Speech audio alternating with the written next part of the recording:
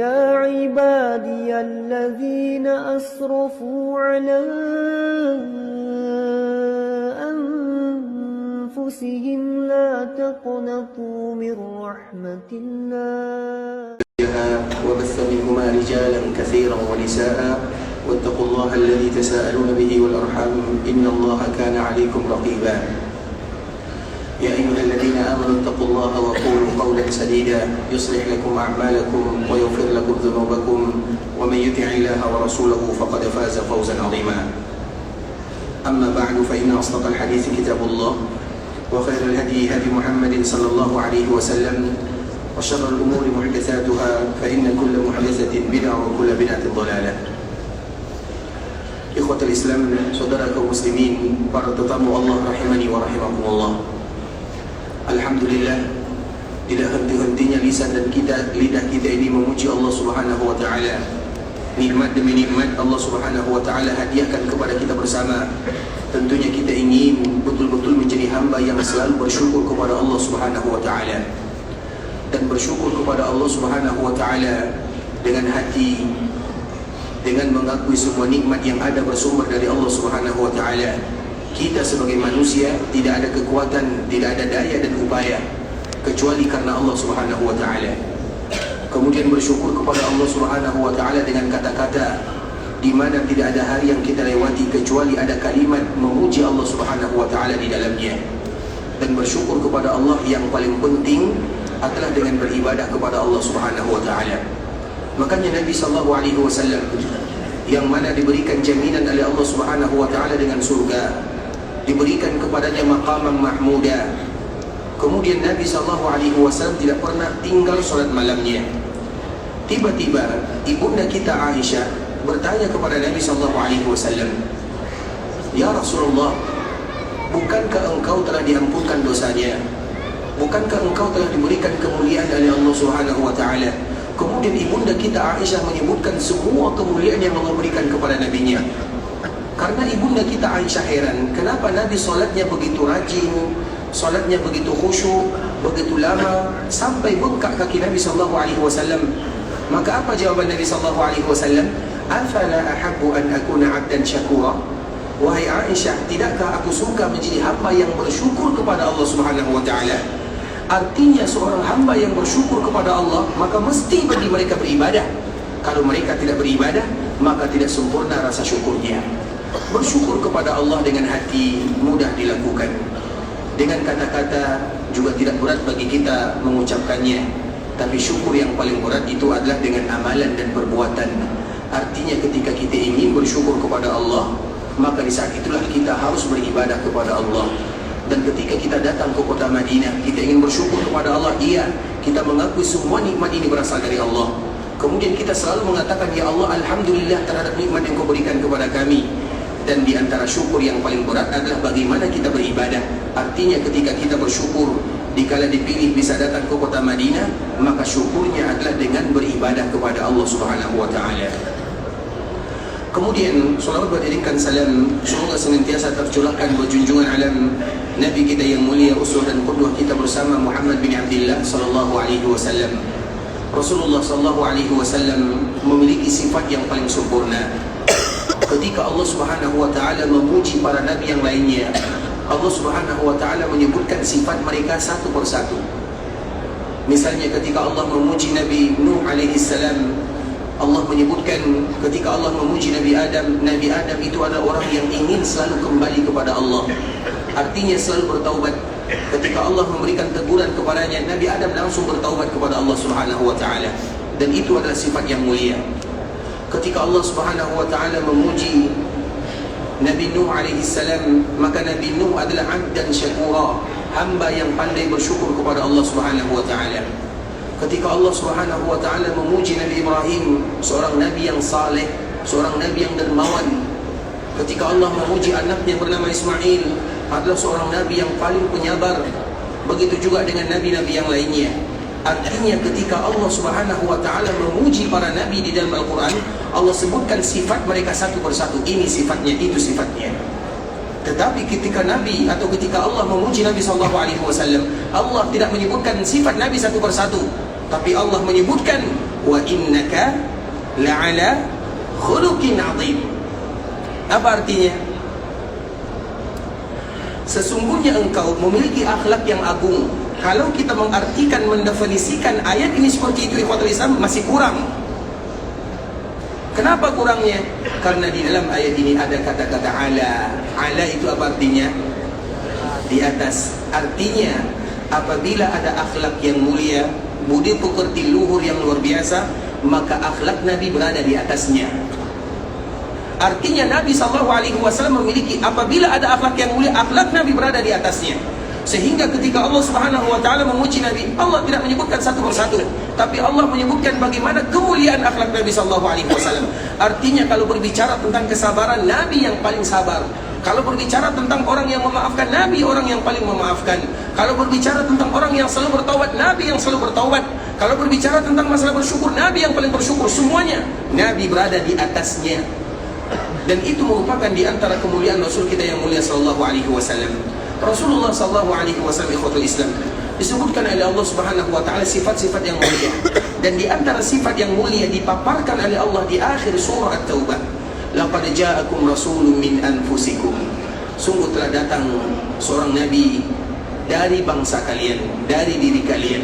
Di dalam riwayat yang lain dari anfas. Anfas itu dari yang terbaik. Suku Nabi, suku yang terbaik. Nasab Nabi, nasab yang termulia. Bahasa Nabi, bahasa yang paling indah. Daerah Nabi, daerah yang paling dicintai oleh Allah Subhanahu wa taala. Semua yang berkaitan dengan Nabi sallallahu alaihi wasallam pasti mulia karena Allah yang menjaminnya. Makanya disebut di dalam qiraat, laqad ja'akum rasulun min anfusikum. Anfus itu dari kalangan kalian, dari bangsa kalian, bukan dari bangsa yang lain. Nabi bukan berasal dari malaikat. Nabi juga bukan berasal dari bangsa jin, tapi Nabi berasal dari bangsa manusia.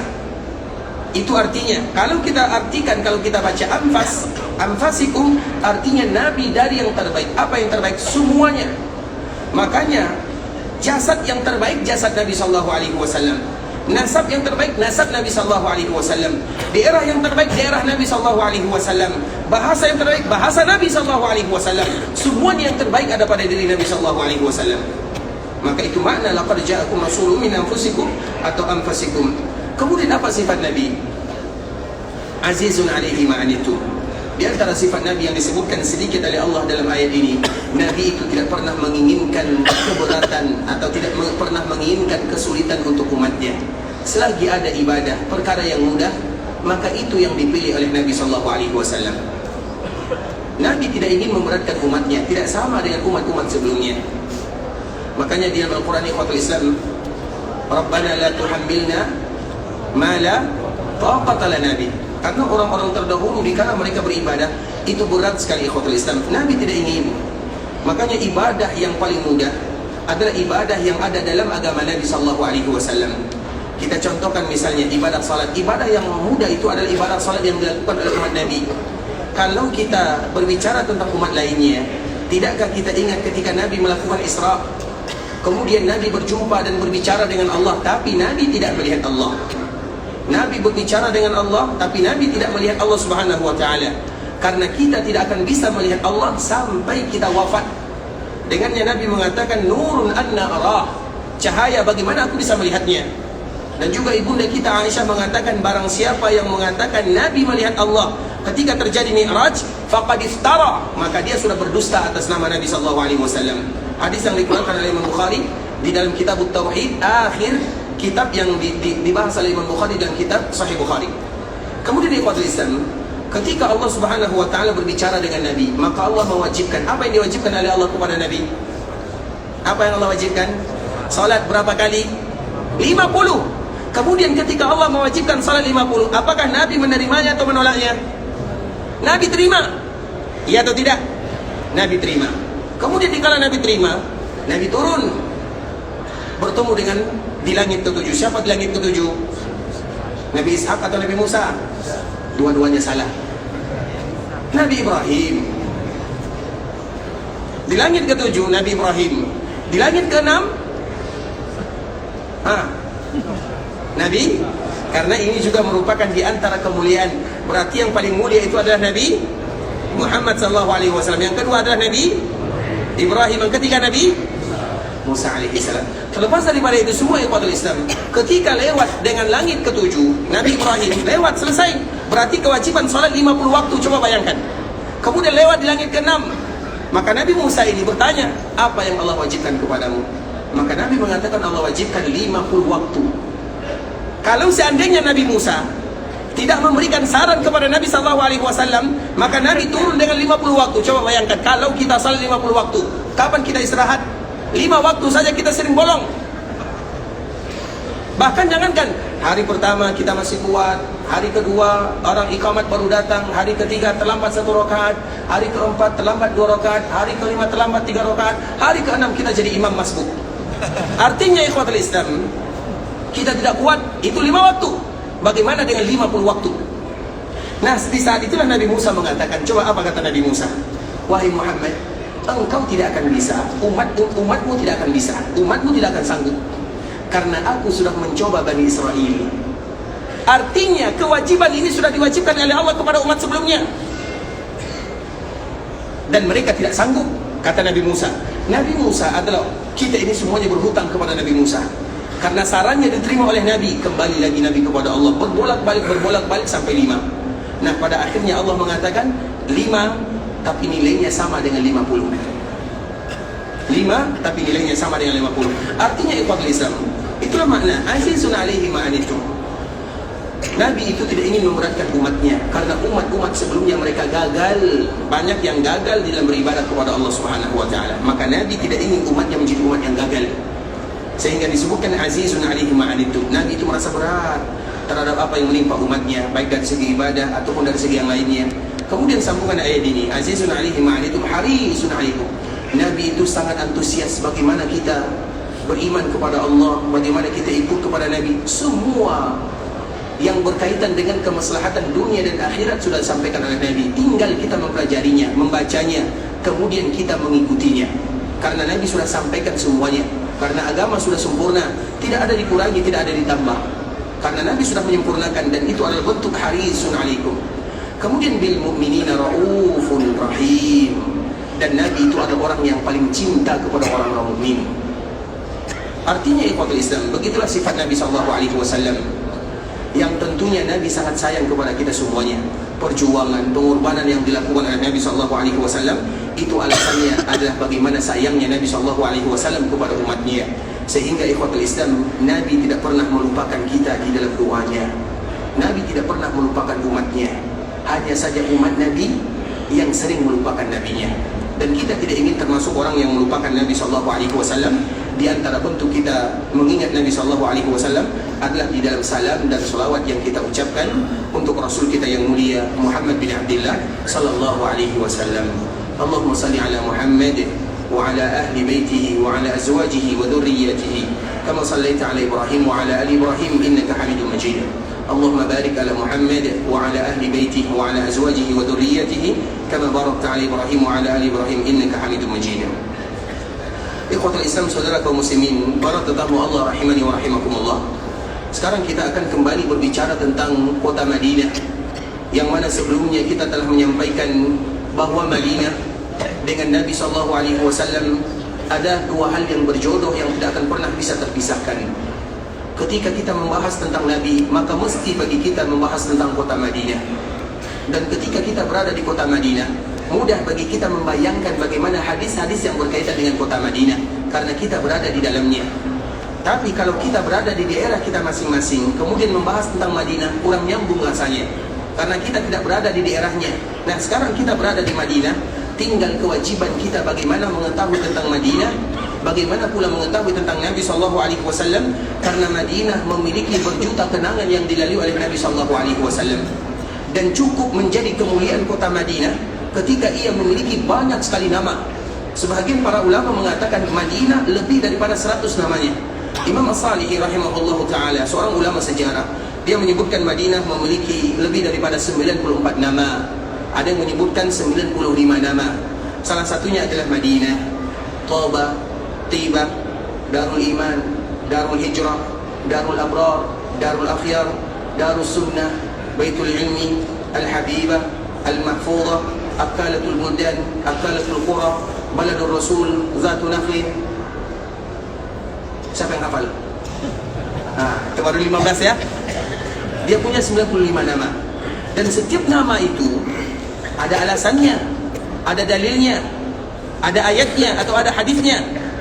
Karena biasanya orang Arab ikhwatul Islam, di dalam kosakata bahasa Arab, suatu benda apabila memiliki banyak nama atau banyak bahasanya, maka itu menunjukkan kelebihannya. Makanya Allah Subhanahu wa taala memiliki nama yang tidak terhitung. Kenapa demikian? Karena Allah adalah zat yang paling mulia, sehingga Allah Subhanahu wa taala tidak terhitung namanya. Allah Subhanahu wa taala memiliki nama dan sifat sebahagian kecil diajarkan kepada kita di dunia, disebutkan oleh Allah Subhanahu wa taala, sebagian kecil saja. Makanya sebagian para ulama mereka membahas, mengkaji ayat-ayat Allah Subhanahu wa taala dan juga hadis-hadis Nabi, maka mereka mengumpulkan nama Allah lebih daripada 256. Itu nama, dan setiap nama ada sifat di dalamnya, dan setiap sifat belum tentu itu nama Allah Subhanahu wa taala. Terlepas daripada itu semua ikhwatul Islam, sehingga Allah menyebutkan sedikit saja di antara namanya. Kenapa Allah menyebutkan kepada kita namanya? Agar kita berdoa dengannya. Misalnya dikala kita meminta rezeki kepada Allah, maka kita panggil nama Allah yang pas dengannya. Ya Razzaq, Ya Karim, Ya Mannan, berikan kepadaku rezeki, lapangkan rezekiku. Misalnya dikala kita meminta keturunan, Ya Waris, berikan kepadaku generasi, keturunan. Jadi dikala kita meminta kepada Allah Subhanahu wa taala, sesuaikan dengan nama dan sifat Allah, dan itu diantara salah satu bentuk Allah mengabulkan doa seorang hamba. Dikala kita ingin minta diampunkan oleh Allah, jangan langsung minta, Ya Allah ampunkan dosaku, jangan. Tapi ucapkan, Ya Allah, Engkau adalah zat yang maha pengampun, innaka antal ghaffar, sesungguhnya Engkau adalah zat yang maha pengampun, ampunkan dosaku. Kita awali dengan nama-nama Allah. Makanya Allah bocorkan sedikit namanya agar kita berdoa dengannya. Dan nama Allah yang tersimpan lebih banyak daripada yang disebutkan, sehingga Allah memiliki nama yang sangat banyak. Kenapa? Karena kemuliaan Allah Subhanahu wa taala. Karena memang itu ada di antara bentuk bahasa Arab. Semakin banyak namanya menunjukkan semakin mulia. Makanya Nabi namanya banyak. Nabi namanya bukan satu.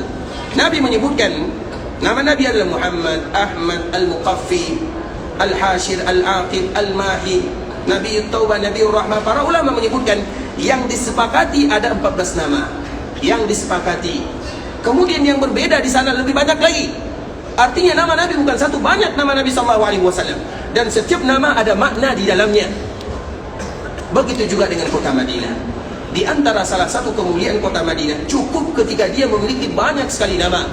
Dan di antara namanya tadi 15 yang tadi kita sebutkan. Nah, siapa yang masih bisa menyebutkan 15? Di sekolah 7 lah. Siapa yang bisa menyebutkan 7 nama kota Madinah? Separuh dari yang kita sebutkan. Nah, 5. Silakan. Darul Hijrah, Al-Habibah, Al-Mahfuzah, Darul Sunnah, Baitul, Masya Allah, Allahumma barik, Allahumma barik, Masya Allah, barakallah bik. Semoga bermanfaat ini tadi, Masya Allah, jazakallah khairan. Itu adalah di antara nama-nama kota Madinah. Nah, salah satu nama kota Madinah adalah Al-Habibah. Al-Habibah itu apa artinya? Kalau kita bersama keluarga, kita akan panggil dia Habibati. Apa arti Habibati? Itu adalah bahasa kesayangan atau bahasa seorang suami kepada istrinya, Habibati. Atau kalau bahasa kerennya terserah kita lah ya. Tapi di dalam bahasa Arabnya Habibati. Nah, itulah panggilan untuk kota Madinah. Jadi kota Madinah itu namanya Habibah. Kalau kita nasabkan kepada kita, disebut dengan Habibati.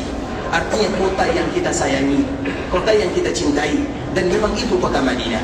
Kenapa kota Madinah disebut dengan Al-Habibah? Tentu ada alasannya. Jadi umat Islam, Nabi SAW ketika hijrah ke kota Madinah, maka sudah didahului oleh beberapa orang sahabatnya. Dan sebelumnya kita telah pernah menyebutkan di umat Islam, di antara sahabat yang pertama kali hijrah, yang pertama adalah Mus'ab bin Umair, yang kedua adalah Abdullah bin Umi Maktum. Dan dua orang sahabat ini memiliki peran yang penting di kota Madinah. Dan merekalah yang mengajarkan penduduk Madinah Al-Quran. Karena ketika terjadi perjanjian Aqabah, perjanjian Aqabah itu ada 2. Perjanjian Aqabah yang pertama, Aqabah itu adalah daerah yang ada di Mina. batasan Mina dengan Mekah namanya Aqabah. Kalau sekarang namanya melontar Jamarat Aqabah, disitulah namanya Aqabah. Kemudian ikhwatul Islam, ketika perjanjian Aqabah itu ada dua. Yang pertama, karena orang-orang Madinah yang dulu namanya Yathrib, mereka berjumpa dengan Nabi SAW kurang lebih 6 orang. Mereka melaksanakan ibadah haji, kemudian mereka berjumpa dengan Nabi. Pada tahun berikutnya mereka berjanji. Nah, tahun berikut ini adalah tahun 12 dari kenabian, maka berangkatlah 12 orang. Nah, 12 orang ini mereka berjanji dengan Nabi SAW. Makanya ikhwatul Islam, di dalam bahasa yang disebutkan oleh Jabir bin Abdullah radhiyallahu taala anhu, lamma laqiya Rasulullah sallallahu alaihi wasallam an-nuqaba min al-ansar. Ketika Nabi sallallahu alaihi wasallam bertemu dengan para pemimpinnya orang-orang Ansar, qala lahum tu'uni wa tamna'uni. Maka di antara perjanjian isinya, ini perjanjian yang pertama, kalian melindungiku, kalian membantuku, kata Nabi sallallahu alaihi wasallam. Qalu fama lana, maka mereka bertanya, kalau demikian apa balasan yang akan kami dapatkan ya Rasulullah? Qala lakumul jannah, maka untuk kalian adalah surga. Dan itu baru 12 orang. Kemudian di kota Islam, 12 orang ini mereka pulang ke kota Madinah, baru jarak 1 tahun. Maka dia kembali atau mereka berjanji lagi bertemu dengan Nabi SAW yang tadinya hanya jumlah 12, sekarang sudah berubah menjadi 70 lebih atau hampir 80 orang. Baru 1 tahun. Dan itu bukan Nabi SAW yang turun tangan. Artinya dengan mudah orang Madinah masuk ke dalam agama Islam. 12 tahun berikutnya menjadi lebih daripada 70. Dan 70 ini orang yang berangkat, belum lagi yang tinggal. Artinya mereka yang ingin bertemu dengan Nabi di kota Makkah Al-Mukarramah, di Hudaybiyah, di Aqabah. Sedangkan orang yang tinggal bisa lagi lebih banyak. Artinya mudah sekali mereka menerima dakwah Nabi walaupun mereka tidak bertemu dengan Nabi SAW. Kemudian di kota Islam, 70 orang lebih ini, ada yang menyebutkan 72 laki-laki, 2 orang perempuan, ada yang menyebutkan lebih daripada itu. Mereka kembali bertemu dengan Nabi SAW pada tahun terakhir atau Nabi SAW. Ada yang menyebutkan tahun 13, ada yang menyebutkan tahun 12. Kemudian di kota Islam, ketika mereka ingin pulang, maka mereka tidak mau pulang begitu saja. Apa kata mereka kepada Nabi? Ya Rasulullah, utus kepada kami salah seorang sahabat yang akan mengajarkan kepada kami Al-Quran. Karena Al-Quran itu tidak akan pernah puas kita dengannya. Para sahabat Nabi, rata-rata semuanya mereka masuk dalam Islam dalam gara-gara Al-Quran. Makanya kita lihat, Abu Bakar masuk ke dalam agama Islam. Kemudian di tangan Abu Bakar ini, rata-rata orang yang 10 dijamin masuk surga, masuk Islam di tangannya. Juga gara-gara tawaran Abu Bakar, dan Abu Bakar menawarkan ayat-ayat Allah Azza wa Jalla. Bahkan Abu Bakar di kota Mekah ikhwatul Islam, sebelum hijrah, dia selalu membaca ayat-ayat Al-Quran. Dan orang-orang Mekah mereka biasanya berkumpul di rumah Abu Bakar As-Siddiq. Mereka tidak beriman kepada Nabi, tapi keindahan ayat Al-Quran yang membuat mereka selalu berkumpul di rumah Abu Bakar As-Siddiq radhiyallahu ta'ala anhu. Sampai orang Quraisy, terutama pemukanya, mereka melarang Abu Bakar, jangan kamu lagi baca Quran di luar, karena nanti Quranmu bisa memfitnah istri-istri kami, budak-budak kami, orang-orang bodoh di antara kami. Itu kata orang-orang Quraisy. Karena mereka takut kalau seandainya orang-orang Quraisy beriman kepada Nabi melalui Al-Quran. Sehingga kita perhatikan rata-rata yang masuk Islam itu adalah gara-gara Al-Quran. Begitu juga dengan Umar bin Khattab radhiyallahu ta'ala anhu. Umar bin Khattab masuk Islam banyak riwayatnya. Terlepas daripada perbedaan di riwayat tersebut, namun yang menyebabkan dia masuk Islam adalah gara-gara mendengarkan Nabi membaca ayat Al-Quran, atau dikala Al-Quran dibacakan kepadanya. Begitu juga dengan orang Ansar. Ketika Nabi menawarkan diri, maka orang-orang yang datang ke kota Mekah, mereka sudah mendapatkan isu. Dan isu ini isu mulai itu cara zaman dahulu kala. Setiap ada orang yang datang ke Mekah melaksanakan ibadah haji, maka sebelum mereka bertemu dengan Nabi, orang-orang Quraisy sudah pertama kali bertemu dengannya. Setiap ada yang datang ke Mekah dari kabilah jauh, dari suku lain atau dari luar dari kota Mekah, mereka akan mengatakan, nanti kalian akan menemukan ada yang namanya Muhammad. Ketahuilah dia itu adalah orang gila, tukang sihir, dukun, pendusta, disebutkan semuanya. Sehingga setiap kali Nabi menawarkan diri kepada orang-orang yang datang berhaji, mereka tidak mau mendengarkannya. Karena Nabi sudah pertama kali disebutkan oleh orang-orang Quraisy. Sehingga sebagian mereka mengatakan, kalau kaumnya tidak beriman kepadanya, maka tidak mungkin kita juga beriman kepadanya. Sebagian orang mengatakan yang demikian. Sehingga pertama kali masuk ke dalam Mekah, mereka tidak mau mendengarkan Nabi. Karena Nabi, apabila ada orang masuk Mekah, Nabi menawarkan dirinya, maukah kalian mendengarkan apa yang aku ucapkan? Kemudian mereka bertanya, kamu siapa? Disebut, aku adalah Muhammad. Ketika mendengarkan Muhammad, maka mereka langsung menutup telinganya, karena sudah ada provokasi sebelumnya. Kalau kalian menemukan ada yang namanya Muhammad, karena Muhammad itu hanya satu di dunia pada waktu itu, Nabi SAW, tidak ada Muhammad yang lain. Kemudian setiap kali mereka mendengarkan Nabi menawarkan, maka mereka tidak mau, karena sudah sudah dijelek-jelekkan oleh orang-orang Quraisy. Sedangkan orang Madinah itu lain ceritanya. Dikala orang Madinah atau orang Yathrib mereka pergi ke Mekah, kemudian Nabi mengatakan kalimat yang sama, maukah kalian mendengarkan dari diriku? Jawaban orang Madinah berbeza dari yang lainnya. Kalau yang lain mengatakan kami tidak mau, sedangkan orang Madinah mengatakan kita dengarkan, apa salahnya kita dengarkan? Kalau baik kita terima, kalau tidak kita tinggalkan, selesai, kata orang Madinah. Kemudian mereka dengarkan, mereka duduk, Nabi duduk. Nabi berdakwah dengan ayat-ayat Allah Subhanahu wa Ta'ala, dibacakan beberapa ayat Al-Quran. Dikala dibacakan, tentunya orang-orang Madinah tidak bisa menahan diri. Ayat Al-Quran apabila diturunkan kepada gunung-gunung akan hancur tunduk. Bagaimana kalau Al-Quran itu turun kepada hati? Kalau batu yang keras saja bisa hancur, bagaimana dengan hati kita yang lembut? Tentu lebih mudah bagi kita untuk menerimanya. Makanya apa kata Utsman bin Affan radhiyallahu ta'ala anhu, "Law tahurat qulubukum ma syabi'tum min kalami rabbikum." Kalau hati kalian itu bersih, suci, kalian tidak akan pernah puas dengan ayat-ayat Allah Subhanahu wa Ta'ala. Karena Al-Quran kalau turun kepada batu, hancur batunya, gunungnya hancur lebur. Bagaimana dengan turunnya Al-Quran di dalam hati manusia? Sehingga ketika Nabi membacakan ayat-ayat Al-Quran, orang-orang Ansar atau orang-orang Madinah, mereka tidak bisa menahan dirinya. Mereka dengan mudah langsung beriman kepada Nabi. Sehingga dikala mereka ingin pulang ke kota Madinah, mereka tidak ingin pulang dengan tangan kosong. Yang tadi rombongan 70 orang lebih, mereka mengatakan kepada Nabi SAW, "Ya Rasulullah, kami ingin pulang ke kota Madinah, ke Yathrib namanya, dan kami tidak ingin pulang begitu saja. Utus dari kami atau utus kepada kami salah seorang dari sahabatmu yang akan mengajarkan kami Al-Quran." Maka Nabi mengutus salah seorang pemuda yang sangat luar biasa, yang butuh perjuangan di dalam Islamnya. Namanya adalah Mus'ab bin Umair radhiyallahu ta'ala anhu. Mus'ab bin Umair itu ikhwatul Islam, dia adalah orang-orang yang kaya raya, orang tuanya. Dan disebutkan di dalam sejarah, Mus'ab bin Umair, dia memiliki pakaian yang betul-betul indah, tidak ada tandingannya.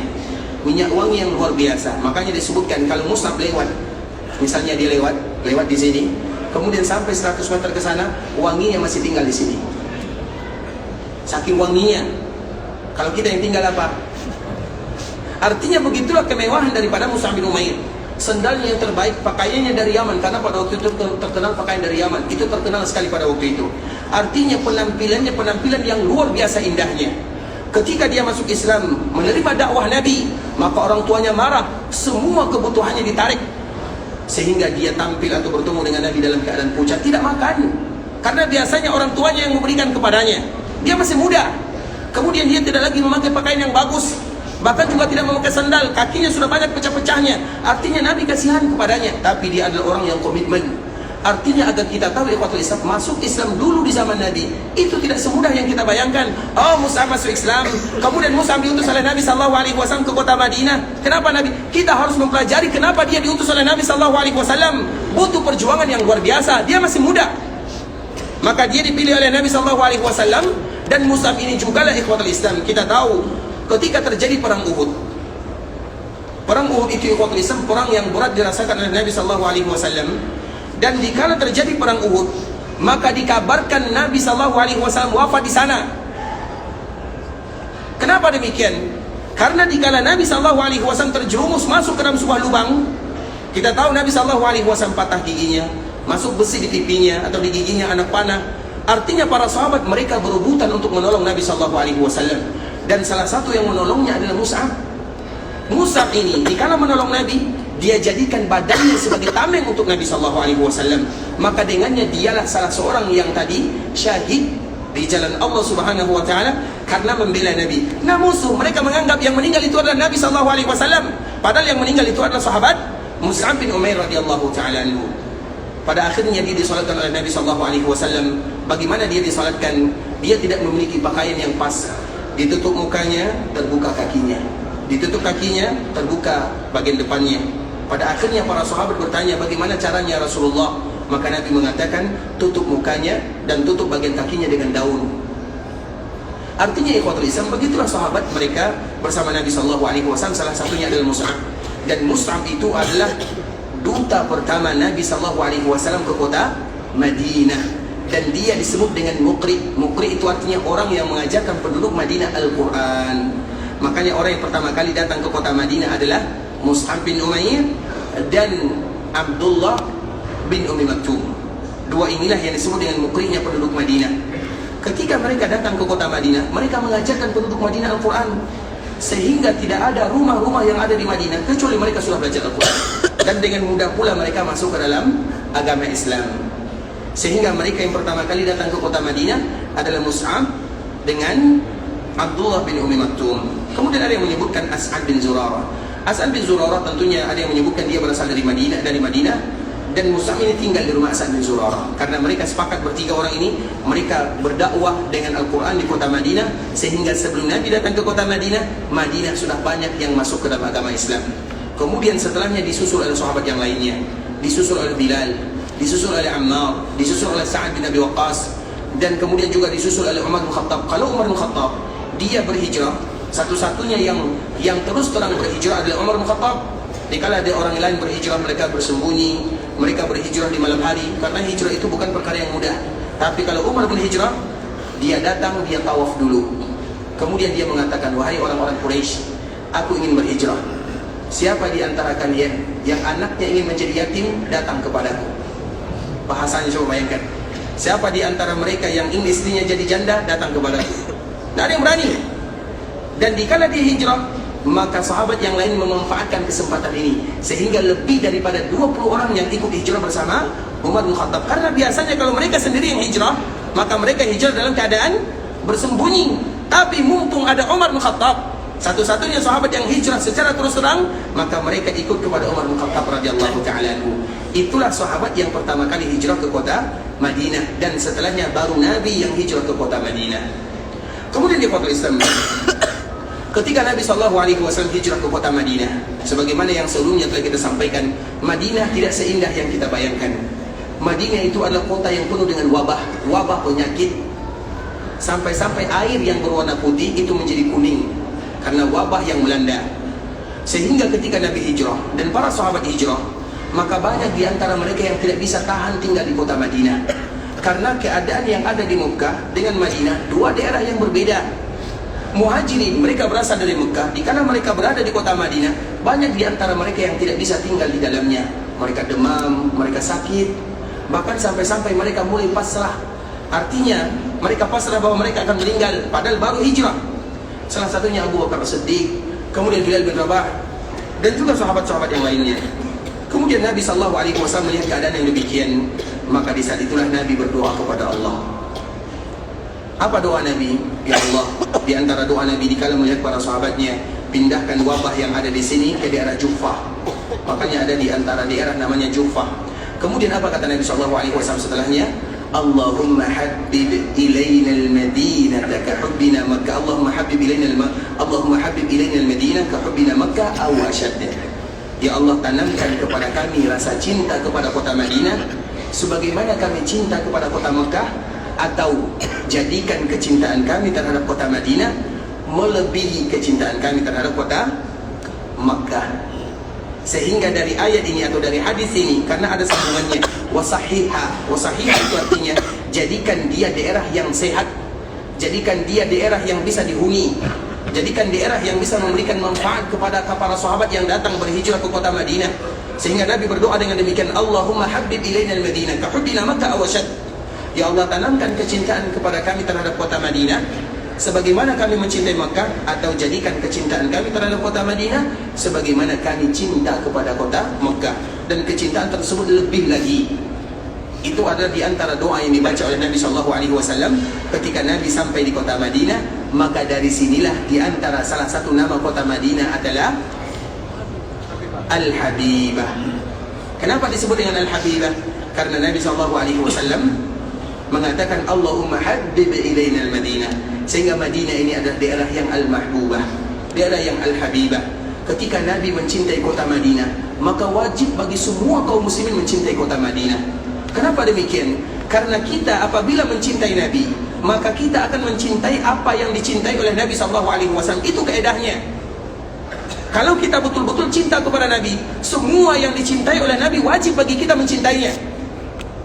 Dan salah satu yang dicintai oleh Nabi adalah kota Madinah. Dan salah satu yang dicintai oleh Nabi adalah penduduk Madinah. Maka wajib bagi kita untuk mencintai apa yang dicintai oleh Nabi SAW. Maka kemarin kita menyebutkan ikhwatul Islam, di antara salah satu doa Nabi SAW, Allahumma man zalama ahlal madinati wa akhafahum fa'akhifu wa alaihi la'natullahi wal malaikati wan nasi ajma'in la yaqbalullahu minhum sarfun wala adl. Ya Allah, barang siapa yang zalim kepada penduduk Madinah, karena bisa jadi penduduk Madinah ini keturunan Nabi SAW, atau keturunan Ansar, atau dari Muhajirin, atau dari kalangan sahabat, atau mereka-mereka yang ingin kembali kepada Allah. Kalau kita zalim kepada mereka, bahaya. Apalagi ditambah dengan doa Nabi, ya Allah, barang siapa yang zalim. Zalim itu banyak, dan sekarang banyak orang yang zalim kepada penduduk Madinah. Iya, mungkin mereka tidak zalim dengan fisiknya, tapi mereka zalim dengan kata-katanya, zalim dengan tulisannya. Ingat doa Nabi SAW, 3 ancaman untuknya. Yang pertama, ya Allah, tanamkan rasa takut di dalam hatinya. Yang kedua, untuknya laknat dari Allah, malaikat dan manusia, semua manusia. Apa gunanya hidup kalau kita dilaknat oleh Allah Azza wa Jalla? Apa gunanya hidup kalau kita dilaknat oleh malaikat dan semua manusia? Tidak akan ada keberkahannya. Kemudian la yaqbalullahu minhu sarfun wala adl. Allah tidak menerima darinya. Sehingga ikhwatul Islam, itu tanda Nabi SAW cinta kepada penduduk Madinah. Nabi juga cinta kepada kota Madinah. Dan di antara sifat seorang mukmin, mereka cinta kepada apa yang Nabi cinta. Kita contohkan misalnya perkara-perkara biasa.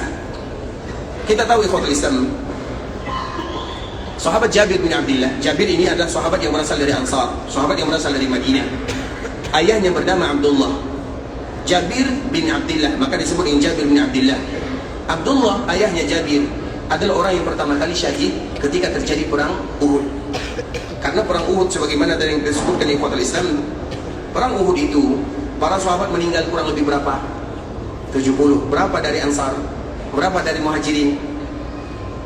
Dari Muhajirin hanya 4 orang saja.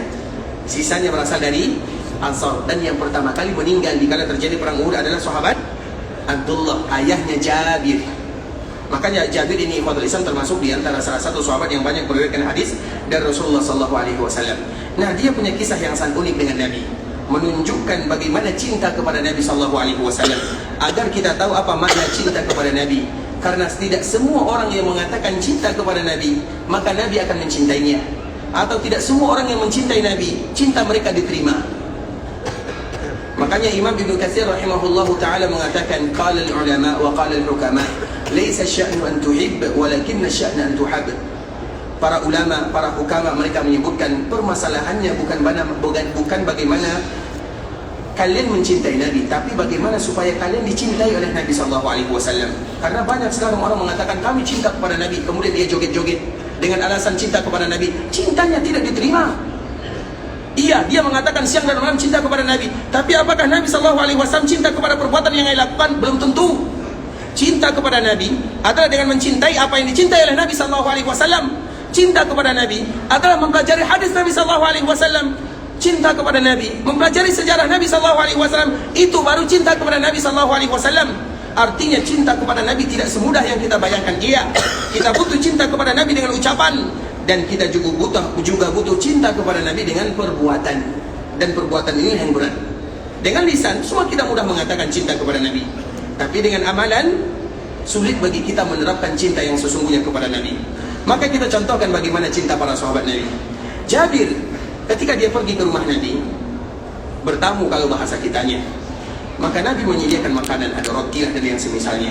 Kemudian ikhwatul Islam, dikala datang bersama Nabi, roti itu biasanya biasanya dibagikan ke Masjid Nabawi. Kalau di Masjid Nabawi, roti temannya kurma, roti temannya zabadi, roti temannya yang lain, atau namanya banyaklah, ada dukkah, ada dukkah. Tahu dukkah yang hitam yang dicampur itu biasanya, kalau ada zabadi biasanya dicampur, ada dukkah dan yang semisalnya.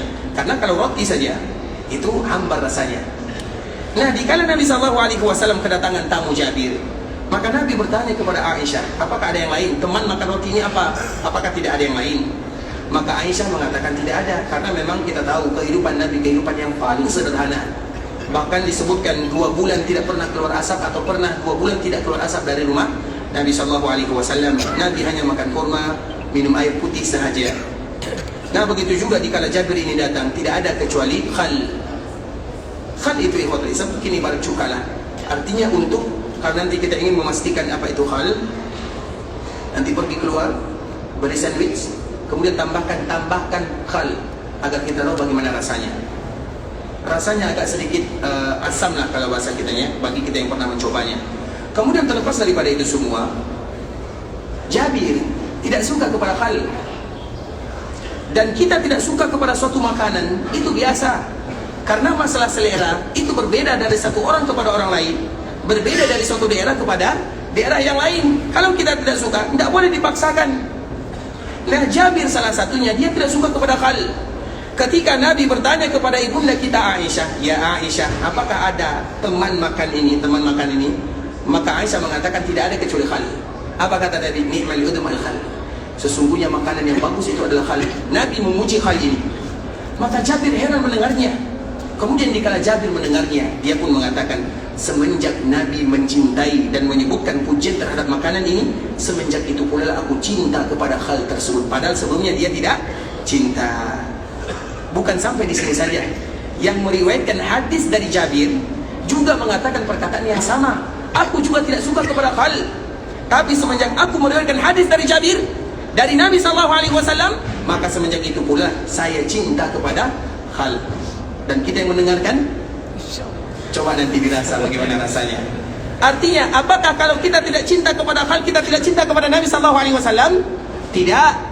Karena itu masalah makanan, masalah selera. Kita berbeda juga tidak menjadi masalah dan tidak boleh dipaksakan di sana. Tapi pelajarannya, bagaimana para sahabat mereka mencintai Nabi SAW. Makanan yang dicintai oleh Nabi, mereka juga mencintainya karena cinta mereka kepada Nabi SAW. Itu yang namanya cinta kepada Nabi SAW. Menyukai apa yang disukai oleh Nabi. Itu masalah makanan.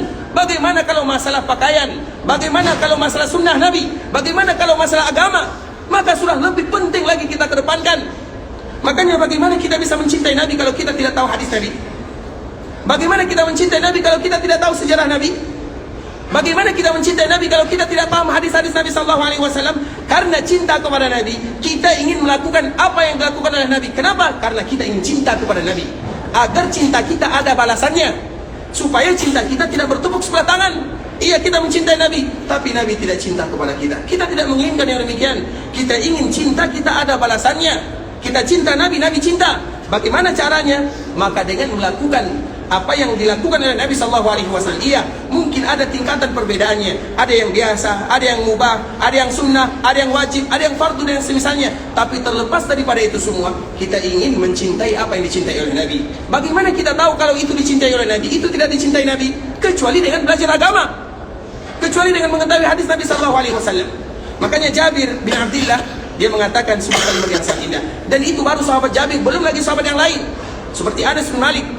Anas bin Malik juga sahabat yang banyak meriwayatkan hadis dari Nabi, karena dia adalah pembantu Nabi.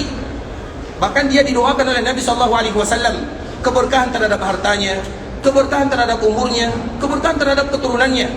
Sehingga di antara sahabat yang paling panjang umurnya adalah Anas, yang paling kaya juga Anas, yang paling banyak keturunannya bahkan ratusan adalah Anas, karena doa Nabi SAW. Dan dia adalah pembantu Nabi di kota Madinah. Sehingga dia mengatakan, khadamtu Rasulullah SAW 9 atau 10 sinin. Aku membantu Nabi 9 atau 10 tahun. Artinya selama Nabi berada di kota Madinah, dia yang membantunya. Tentu dia tahu tentang Nabi SAW, tahu apa yang Nabi suka, apa yang Nabi tidak suka. Salah satu yang Nabi suka adalah duba. Duba itu labu. Kita tahu labu? Mungkin hal sulit bagi kita membayangkan. Sekarang labu. Labu itu makanan yang ada di daerah kita. Artinya di semua daerah mungkin ada makanan ini. Nah, Anas mengatakan, aku selalu melihat Nabi, kalau ada makanan dia mencari labu. Tatabba' itu artinya betul-betul mencari kemudian dimakan oleh Nabi. Anas tidak suka kepada labu, dan itu biasa. Tapi ketika dia melihat Nabi suka kepada labu, maka semenjak itu pula lah Anas suka kepada labu. Itu perkara biasa ikhwatul Islam. Dan begitulah para sahabat Nabi. Bagaimana pula dengan perkara yang betul-betul ditekankan dan dianjurkan serta diwajibkan oleh Nabi SAW, kita untuk mencintainya. Salah satunya Madinah. Makanya kenapa kita mencintai kota Madinah? Karena kita cinta Nabi SAW. Ini kampung halaman Nabi. Kenapa pula kita tidak cinta kepada kampung halaman Nabi SAW? Nabi tinggal di sini untuk selama-lamanya. Nabi tidak pernah keluar dari kota Madinah, baik di kala Nabi hidup ataupun di kala Nabi sudah wafat. Dan selalu kita ulang yang demikian. Kalau Nabi hidup, Nabi tidak keluar dari kota Madinah kecuali untuk berjihad, untuk melaksanakan ibadah. Maka di kota Islam, Anas bin Malik menyebutkan, kalau Nabi keluar dari kota Madinah karena berjihad atau ada keperluan beribadah kepada Allah, maka Nabi hatinya ingin cepat kembali ke kota Madinah. Kemudian Nabi melakukan perjalanan. Apabila Nabi melihat bangunan kota Madinah dari jarak jauh, terutama dulu, itu biasanya padang Sahara, mungkin dilihat kota Madinah itu dari jarak yang sangat jauh. Apabila Madinah sudah kelihatan dari jarak jauh, maka Nabi sudah mulai berubah gaya berjalannya. Kalau tadi berjalan biasa, sekarang cepat berjalannya. Kalau seandainya Nabi menaiki kendaraan, Nabi menggerakkan kendaraannya supaya cepat laju. Kenapa demikian? Agar cepat sampai ke kota Madinah. Kemudian apa kata Anas bin Malik? Kenapa Nabi melakukan yang demikian? Awda'a rahilatahu. Nabi menggerakkan kendaraannya min hubbiha, karena Nabi sayang dan cinta kepada kota Madinah. Maka dari beberapa hadis ini, ikhwatul Islam, dari beberapa hadis ini kita tahu bahwa di antara nama kota Madinah adalah Al-Habibah, daerah yang dicintai, dan wajib bagi kaum muslimin untuk mencintainya, karena kita mencintai Nabi SAW. Dari itu pula lah kota Madinah salah satu namanya adalah Al-Habibah. Sehingga ikhwatul Islam, bagi kita yang diberikan karunia rezeki oleh Allah Subhanahu wa taala datang ke kota Madinah, kemudian kita ingin keluar dari kota Madinah karena memang jadwal kita sudah selesai. Ada di antara kita yang tinggal di sini 3 hari, 4 hari, 5 hari, ada yang seminggu, ada yang sebulan. Kalau ada di antara kita yang tinggal dari kota Madinah atau meninggalkan kota Madinah atau keluar dari kota Madinah, maka di saat itulah dia bermohon kepada Allah Subhanahu wa taala, ya Allah, jangan jadikan ini adalah akhir perjalananku ke kota Madinah. Makanya bagi kita yang ingin pulang, semoga Allah mudahkan perjalanan kita dan urusan kita semuanya. Hendaklah mereka mengucapkan kata-kata, bebas bagi mereka mengucapkan kata-kata. Hanya saja Imam An-Nawawi rahimahullahu ta'ala menyebutkan di dalam Al-Adhkar, bagi mereka yang ingin meninggalkannya, ucapkanlah. Kita ucapkan bahasa kita atau bahasa Arab nih? Taib. Nanti bisa kita lihat sendiri ya. Tapi artinya, Allahumma la taj'al hadha akhirul ahdi biharami rasulik. Ya Allah, jangan jadikan perjalananku ini merupakan perjalanan yang terakhir di tanah haram, di kampung Nabi SAW. Dan mudahkan agar aku bisa kembali ke tanah haram Makkah dan Madinah. Kemudian lancarkan perjalananku, mudahkan urusanku. Kemudian berikan kepadaku rezeki dengan karuniamu, kasih sayangmu, agar aku bisa kembali dalam keadaan sehat walafiat. Itu merupakan di antara doa yang diajarkan oleh Nabi SAW, atau doa yang disebutkan oleh para ulama bagi kita yang ingin meninggalkan kota Madinah. Kenapa demikian ikhwatul Islam? Karena kita takut ketika kita meninggalkan kota Madinah, Madinah tidak lagi mau memanggil kita. Madinah ini selalu kami sebutkan, kemarin kita jelaskan, di antara salah satu nama kota Madinah adalah Al-Mahfuzah, kota yang dijaga. Tidak ada orang yang di dalam hatinya keras, kasar, jahat terhadap kota Madinah, kecuali Madinah akan mengusirnya. Sehingga seolah-olah Madinah bisa memilah dan memilih. Kita tidak mau termasuk orang-orang yang ditendang dari kota Madinah. Kalau Madinah tidak suka, ada saja alasannya kita keluar dari kota Madinah, ada saja. Dan kita tidak ingin. Maka bagi kita yang mungkin habis jadwalnya, habis waktunya, ucapkanlah ini. Sehingga Nabi SAW pernah menyebutkan ikhwatul Islam, Allahumma barik li ahli al-madinati madinatahum, wa barik lahum fi sa'ihim, wa barik lahum fi muddihim.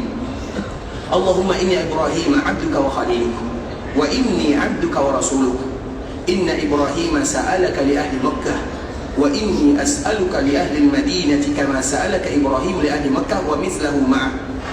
Innal madinata mushabbakatun bil malaikah, ala kulli naqbin malakan yahusaniha, la yadkhuluha at-ta'un wala ad-dajjal, wa man aradaha bisu' azabahu Allah kama yadhubul milhu fil ma'.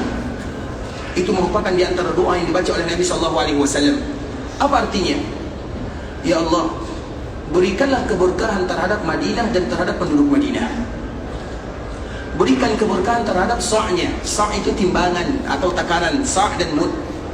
Ya Allah, sesungguhnya Nabi Ibrahim adalah hambamu dan khalilmu, dan aku adalah hambamu dan utusanmu. Sesungguhnya Nabi Ibrahim meminta kepada engkau terhadap penduduk Mekah maka aku meminta kepadamu untuk penduduk Madinah dan 2 kali lipat. Wa mislahu ma'ak. Makanya kita lihat di ikhwatul Islam, kalau kita cinta kepada Mekah, maka kita cinta kepada Madinah dan lebih. Kalau seandainya Mekah barokah, maka Madinah berkah dan lebih. Karena disebutkan oleh Nabi, wa mislahu ma'ak, double. Makanya Nabi mengatakan dalam hadis ini, ya Allah, Nabi Ibrahim meminta kepada engkau untuk penduduk Makkah, maka aku juga meminta kepadamu untuk penduduk Madinah. Wa mislahu ma'ah, dan dobolkan, jadikan 2 kali lipat. Kemudian ikhwatul Islam, apa sambungannya? Innal Madinata musyabbakatun bil malaika. Sesungguhnya Madinah itu penuh dengan malaikat. Banyak malaikat yang diutus oleh Allah Subhanahu wa taala. Ala kulli naqbin minha malakan. Tidak ada jalan-jalan yang ada di kota Madinah kecuali ada 2 malaikat yang menjaganya. Coba bayangkan, kalau seandainya kita membuat makar, atau kita jahat, atau seandainya Allah tidak lagi memilih kita, atau Madinah tidak lagi suka kepada kita, maka kita tidak akan bisa masuk ke dalamnya.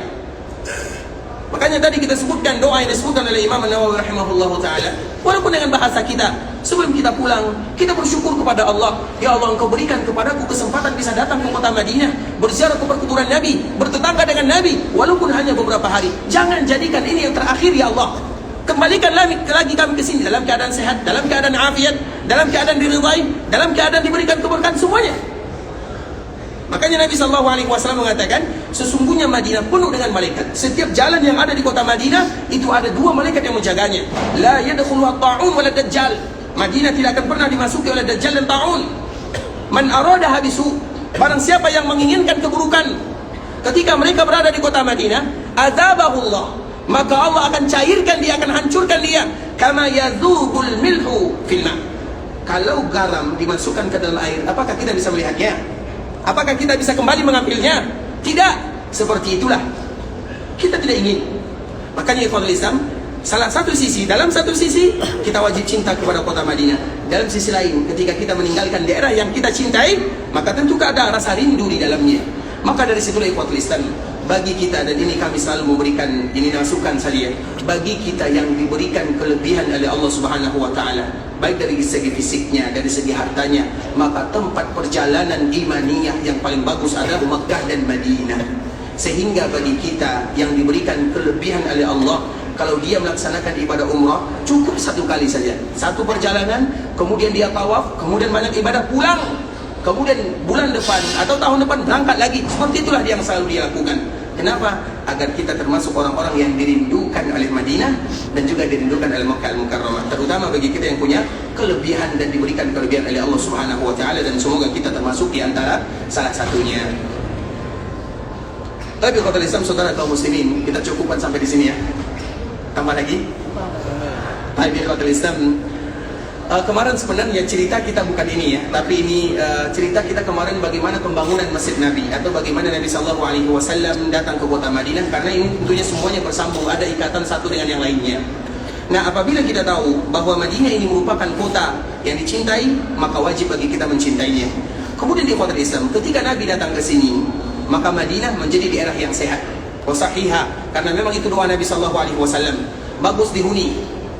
Karena memang ada di antara mereka yang dia tidak cocok tinggal di kota Madinah. Dan kita selalu menyebutkan ya, dan semoga ini bermanfaat. Bagi yang tidak cocok ke kota Madinah, ada obatnya. Dan obatnya sebagaimana pernah terjadi di zaman Nabi SAW adalah kencing onta dan susu onta. Enak sekali, coba sesekali sebelum kita keluar dari kota Madinah. Ada yang pernah coba di sini? Sudah pernah? Gimana rasanya? Ada kayaknya dibersihkan perut kita ya. Enak kata orang, karena kami juga belum pernah mencicipinya. Artinya ya Pak Islam, makanya nanti kalau ada yang cocok, alhamdulillah kita cocok-cocok saja tinggal di Madinah. Bagi kita yang mungkin sakit, demam, tidak usah, tetap kita cari obatnya, tapi kasih dia minum, pura-pura saja kasih minum. Kemudian jangan beritahu kalau ini adalah kencing unta. Artinya ya Pak Islam, itu diantara salah satu obatnya. Karena memang dulu di zaman Nabi SAW ada orang yang datang ke kota Madinah, mereka sakit tidak cocok. Itu banyak jumlahnya. Kemudian Nabi SAW memerintahkan para sahabatnya untuk membawa kepada tempat onta digembalakan atau Baitul Mal. Kemudian di kota Islam, Nabi memerintahkan berikan kepadanya susu dan kencing onta. Terlepas daripada itu semua, kemudian ketika Nabi SAW berada di kota Madinah, Madinah sudah menjadi sehat, tidak ada lagi wabah. Karena kota Madinah itu adalah kota wabah. Aisyah mengatakan, Auba wardillah, daerah yang penuh dengan wabah penyakit. Namun ketika Nabi berdoa, maka Allah kabulkan doa Nabi. Wabahnya sudah pergi, tidak lagi di kota Madinah. Wabah itu tidak pergi dari dunia, hanya berpindah tempat saja. Kemudian di kota Islam, maka di saat itulah Nabi berada di kota Madinah. Kemudian ketika Nabi berada di kota Madinah, di awal-awal Nabi datang ke sini, maka para sahabat mereka berebutan, di mana Nabi akan tinggal. Yang satu mengatakan, ya Rasulullah, ya Nabi Allah. Mereka menyambut Nabi SAW yang gembira, mereka bangga Nabi. Makanya Anas bin Malik radhiyallahu taala anhu mengatakan ikhwatul Islam, ketika Nabi SAW datang ke kota Madinah, yang pertama adalah hadis Barra bin Azib, "Fama ra'aitu ahlal Madinati farihu bi syai'in farahahum li Rasulillah sallallahu alaihi wasallam." Aku tidak pernah menyaksikan penduduk Madinah berbahagia kecuali ketika Nabi datang ke sana. Di dalam riwayat yang lain, "Lamma kana al-yawmul ladzi dakhala fihi Rasulullah sallallahu alaihi wasallam al-Madinah, adha'a minha kullu syai'." Ketika Nabi datang ke kota Madinah, maka semuanya seolah-olah terang benderang. Maka dari situlah penamaan kota Madinah Al-Munawwarah. Munawwarah itu yang memancarkan cahaya, karena memang dikala Nabi datang ke sini, seolah-olah Madinah itu berubah, gembira semuanya Nabi yang datang. Sehingga mereka berebutan, ya Rasulullah tinggal di rumah kami. Yang lain mengatakan, ya Rasulullah tinggal di rumah kami. Mereka berebutan, dan Nabi tidak bisa memilihnya siapa di tempat mana Nabi akan tinggal. Maka dikala para sahabat mereka berebutan, datanglah salah seorang sahabat yang pintar, namanya Abu Ayyub Al-Ansari. Ketika para sahabat mereka berebutan ingin menyambut Nabi, mereka mengatakan, ya Rasulullah, rumah kami rumahmu, artinya tinggal di rumah kami. Kemudian Abu Ayyub dia diam, tapi dengan perbuatan dicarinya bekal Nabi. Kalau bahasa kitanya koper kita, diambilnya, kemudian dibawa ke rumahnya. Selesai. Maka Nabi harus tinggal di mana? Tidak mungkin koper kita tinggal di Taibah, kita tinggal di sana. Misalnya di manalah nama hotelnya misalnya. Karena seseorang akan tinggal bersama barang bawaannya. Ya atau tidak? Nah, sahabat ini Abu Ayyub dia diam. Ketika para sahabat berebutan ingin mengambil atau menawarkan rumah kepada Nabi, agar Nabi, karena itu kemuliaan di ikhwatul Islam. Kalau Nabi tinggal di rumah salah seorang sahabat Nabi, coba bayangkan Nabi yang tinggal di rumah tersebut. Maka wajar kalau seandainya para sahabat mereka berebutan. Makanya para sahabat dikala mereka menawarkan diri, maka Abu Ayyub tiba-tiba mengambil barang Nabi. Ketika barang Nabi dibawa selesai, maka Nabi terpaksa, bukan terpaksa ya, maka Nabi tinggal di rumah sahabat Abu Ayyub Al-Ansari radhiyallahu ta'ala anhu. Ketika Nabi berada di kota Madinah, maka Allah muliakan sahabat Abu Ayyub dengan kehadiran Nabi di dalam rumahnya. Rumah Abu Ayyub itu bukan bagus, bukan mewah, sederhana, tapi keberkahannya ada karena ada Nabi SAW di dalamnya. Kemudian ikhwatul Islam, ketika Nabi SAW tinggal bersama Abu Ayyub Al-Ansari, maka di saat itulah awal pembangunan Masjid Nabawi dibangun. Ketika ingin membangun Masjid Nabawi di ikhwatul Islam, kita tahu ini adalah tanah haram. Pemilihan lokasi Masjid Nabawi, Masjid Haram, Masjid Aqsa itu dari Allah Subhanahu wa taala. Allah yang memilihkan. Dan di antara salah satu bentuk Allah memilihkan, makanya disebutkan sebahagian para ulama sejarah ya. Tapi ulama sejarah menyebutkan kalau Masjid Nabawi itu pilihannya ditentukan oleh Allah dari melalui onta Nabi SAW. Karena onta ini, tentunya kalau onta ini berjalan, siapa yang memperjalankannya? Allah Subhanahu wa taala. Di mana dia berhenti, di situ akan dibangun Masjid Nabawi. Begitu juga dengan Masjid Haram, melalui ada yang menyebutkan burung dan yang semisalnya. Begitu juga dengan Masjid Al-Aqsa. Artinya ikhwatul Islam, pemilihan masjid tersebut pembangunannya dari Allah Azza wa Jalla. Allah yang menentukan di mana akan dibangun Masjid Nabawi. Kemudian ikhwatul Islam, dikala dipilih, maka ternyata tempat tersebut, tempat yang akan dibangun Masjid Nabawi, tempat yang sudah penuh dengan isinya. Apa isinya? Isinya adalah pohon korma, tapi pohon kormanya tidak lagi aktif. Kemudian di dalamnya ada perkuburan kaum musyrikin. Dan itu adalah tanah yang dipilih oleh Allah Subhanahu wa taala. Jadi apa yang diperintahkan oleh Nabi sallallahu alaihi wasallam, maka disebutkan oleh Anas bin Malik, "Tsumma innahu amara bi bina'il masjid fa arsala ila mala'in bani Najjar fa ja'u fa qala ya bani Najjar thaminuni ha'itakum hadha." Apa artinya? Artinya besok ya. Tapi ikhwatul Islam, saudara kaum muslimin, karena waktu yang juga yang memisahkan kita, insyaallah besok kita akan kembali melanjutkan pembangunan Masjid Rasulullah sallallahu alaihi wasallam, dan semoga dengan kita menyampaikan sejarah Nabi bertambah pula kecintaan kita kepada Rasulullah sallallahu alaihi wasallam. Karena memang selalu kita menyebutkan ikhwatul Islam, di antara tanda cinta seorang hamba kepada nabinya diukur dari pengetahuan mereka tentang Nabi itu sendiri. Kita yang mengatakan cinta kepada Nabi, dan semua kita wajib cinta kepada Nabi. Tapi cinta kita itu tidak sama. Ada yang cintanya tinggi, ada yang cintanya biasa-biasa saja, ada yang cintanya lemah. Dan di antara bentuk kecintaan kita tersebut, ikhwatul Islam, untuk mengukur standarisasinya adalah dengan pengetahuan kita tentang Nabi, tentang sejarah Nabi, tentang kehidupan Nabi. Semakin kita mengetahui tentang Nabi, semakin cinta itu tumbuh di dalam jiwa dan raga. Benih-benih cinta akan berkembang dan mekar di dalam jiwa, di dalam hati. Dan kita ingin selalu kecintaan kita semakin kuat kepada Nabi SAW. Karena ingat akan hadis Nabi SAW, Al-mar'u ma'a man ahabba. Sesungguhnya seseorang akan dikumpulkan bersama orang yang dia cintai. Dan semua kita bersaksi bahwa kita cinta kepada Nabi SAW, dan semoga kita dikumpulkan bersama Nabi SAW. Ikhwatul Islam, saudara kaum muslimin, para tetamu Allah rahimani wa rahimakumullah. Sampai di sini pembahasan yang bisa kami sampaikan. Yang benar dari Allah Subhanahu wa taala, yang salah dari diri kami pribadi karena kurangnya ilmu kami, karena kebodohan dan kejahilan kami. Kami mohon dimaafkan kalau ada kata-kata yang salah, kalimat-kalimat yang kurang tepat, bahasa-bahasa yang tidak bagus, kalimat-kalimat yang mungkin menyinggung perasaan kami, mohon dimaafkan. Dan kita senantiasa berharap kepada Allah Subhanahu wa taala agar keberadaan kita di kota Madinah merupakan keberadaan yang bernilai sejarah dalam kehidupan dunia, dan yang memudahkan kita masuk ke dalam surga Allah Subhanahu wa taala. Karena Madinah dan Mekah merupakan bonus dari Allah Subhanahu wa taala kepada seorang hamba. Tidak ada suatu ibadah yang mereka kerjakan di dalamnya kecuali dilipat gandakan pahalanya oleh Allah Subhanahu wa taala.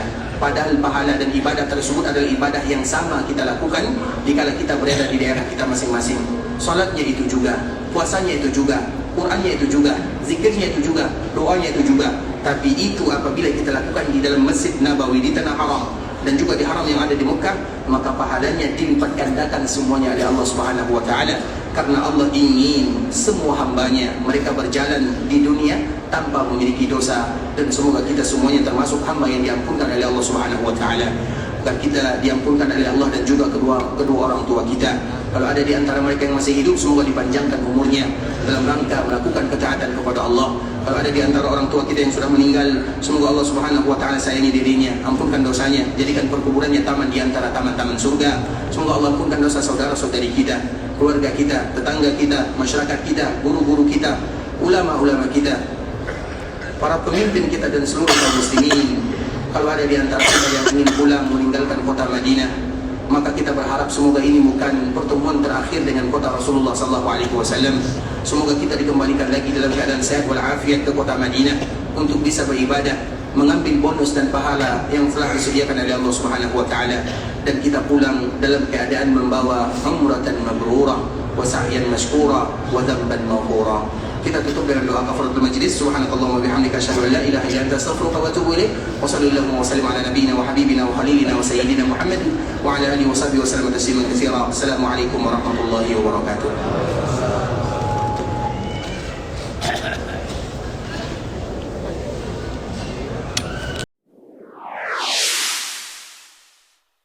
قل يا عبادي الذين أسرفوا على أنفسهم لا تقنطوا من رحمة الله